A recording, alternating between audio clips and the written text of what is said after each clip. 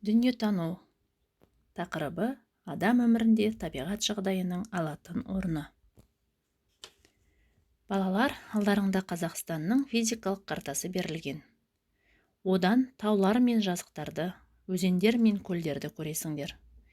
Олар қалай аталады және картада қандай түспен берілетінін білетін боламыз. Таулар картада қоңыр түске боялғанын байқаймыз. Тау бұл жер бетінің айналасынан едәуір биік тұсы. Таудың табиғаты сұлу, жанға жайлы келеді. Сондықтан онда демалыс орындары салынады. Далаға егін егеді, жайылым жерлерге мал жаяды. Өзен көлдерден балық аулайды. Өсімдік өсіру үшін ылғал мен құнарлы топырақ керек. Мұндай табиғат жағдайды Қазақстанның солтүстігінде, оңтүстігі мен оңтүстік шығысында бар. Бұл аймақта адамдар ертеден егін шаруашылығымен айналысқан.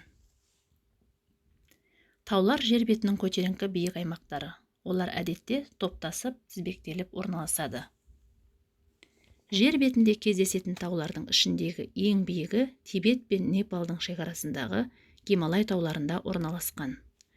Оның биіктігі 8848 метрді құрайды. Қазақстанның физикалық картаға қарап, біз сол картаның ішінен бірнеше тауларды көре аламыз. Ұлытау, Шыңғыстау, Қаратау, Көкшетау, Іле Алатауын көре аласыңдар. Таудың ең биік жері шың деп, төмен жері тау етегі деп аталады. Шыңнан етегіне дейін тау беткейлері созылып орналасады.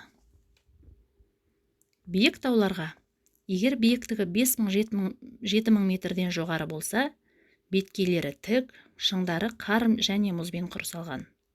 Терең шатқалдармен тілімденген. Шатқал түбінде ағынды өзендер ағады. Беткейлерінде қалың орман өседі. Картада биік таулардың басы ақ көк тақтары бар қоңыр, ал аласа таулар ашық қоңырқай түске боялған. Жазық бұл жер бетінің біркелкі тегіс болып келетін тұсы. Жазықтар құрлық бетінің көп бөлігін алады. Картада оның түсі жасылмен белгіленген. Жазықтар тегіс және қыратты болады. Жазықтарда тік беткейлі шұңқырлар бар, бұл сай жыралар. Жазық жерлер адамның өмір сүруіне қолайлы болып келеді. Өйткені таулы жерлерде ауыл шаруашылығымен айналысу, жол және ғимарат құрылысын салу өте қиын.